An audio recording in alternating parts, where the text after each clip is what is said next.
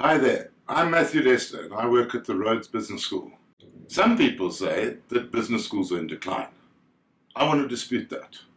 I want to show you what the modern business school is all about. So let's go back to the year after I was born and the publication of Milton Friedman's book, Capital and Freedom.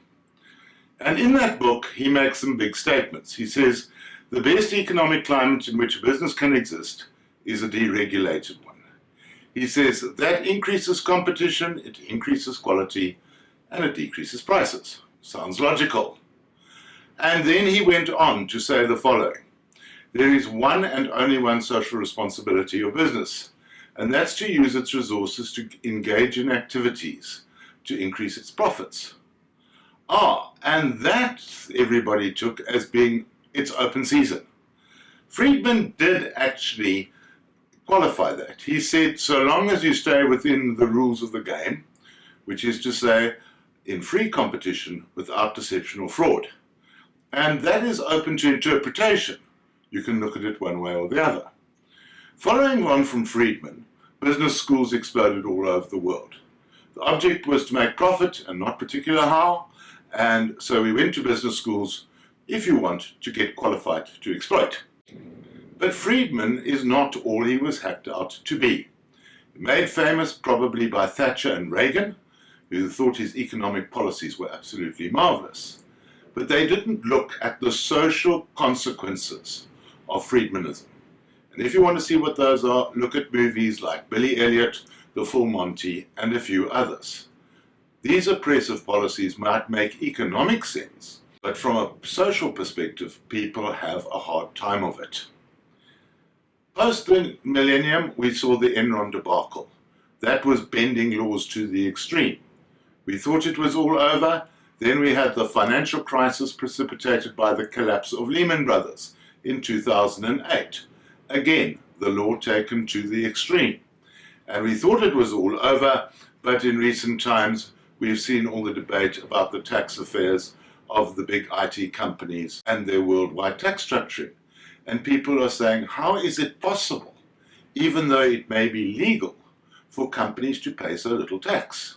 We have to say, under Friedman, we had shareholders and companies. That was about all he spoke about. Today, we're somewhat different.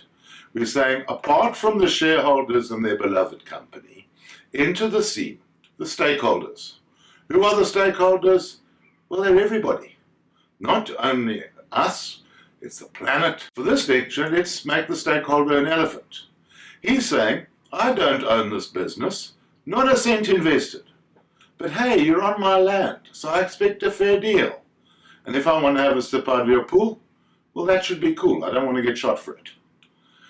Now, there's been a lot of thinking about this in recent words, summarized by Professor Henry Mintzberg and others, who say corporations are economic entities to be sure. Yes, a business is there to make a profit, but they are also social institutions and they must justify their existence by way of their contribution to society. Now, this is a change in thinking from where we were under Friedman. Let's take Cameron and Osborne in the UK, for example. They came in thinking that they could enforce their economic policies on people.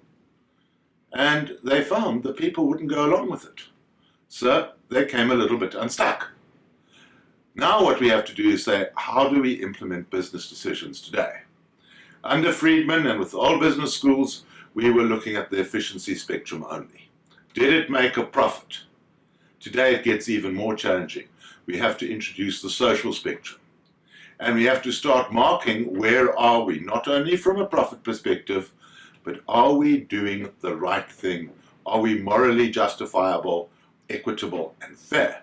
And that's very difficult. Now, put the two spectrums on the same graph, and we are saying we are looking to create a different world. The old type of thinking is where we look for efficiency only. The new thinkers, like the likes of Thomas Piketty and his book Capital in the 21st Century, or Bernie Sanders giving Hillary Clinton hell in America, they're saying, no, we live in kinder times. We must at all times look at our contributions to society. And that's one hell of a challenge, and you can't ignore it. So we are saying, Morally wrong and making a loss is worst practice. Break even and legal is the benchmark, but what we're in pursuit of is best practice, which is morally right and profitable. That's a massive challenge. Now, the likes of Hillary Clinton haven't been thinking this way, and we see Bernie Sanders making huge moment of this as they plan to go back to the White House, and she's going to have to listen to some of what Bernie Sanders is saying. It's a fascinating debate. So there's our spectrum, and we are saying we are wanting to show that companies are always legal. Then we're wanting to show that they're profitable. But now that was what Friedman was saying. Today we are saying, no, we've got to go a little bit further. The green area does not include things that are morally unjustifiable, unfair, or inequitable. What we're saying is that the spectrum has moved to the right. Today, to be in business, you not only have to be legal, you have to be morally right and profitable, which reduces the playing field, or it creates opportunity, because your customers are only going to deal with you if you do the morally right thing. But how do we do that? It's all very well to paint a picture, but how do we get to those ideals? At the Rhodes Business School, we look at it like this. First, you've got to look at the economy. We've got to acknowledge that we are in business to make profits. There are shareholders and investors, and they've got to have a reason to put up their money. But it goes a lot further. We've also got to look at ethics, balancing the interests of shareholders versus stakeholders, and measuring how much profit is made versus the cost to society of making it. Then comes ecology. Future leaders are going to have to look at the world in an integrated and holistic and critical way. And then comes equity. Is your organization running effectively and fairly with fundamentally sound management practices? Put that all together and you get a pinwheel. And what we're trying to teach at the Rhodes Business School is business practices where we have core management skills and functions, coupled with responsible leaders and governance, coupled with the business and moral case for sustainability, coupled with thought leadership and research. Those are the fundamentals of the Rhodes Business School. The Rhodes Business School is proud to announce that the accreditation of its MBA provision by the Global Association of MBAs, AMBA. AMBA is the only professional membership association connecting accredited business schools, students, graduates, and employers in more than 110 countries. And only 2% of business schools achieve AMBA accreditation. That, if you want, is the pedigree of your business school.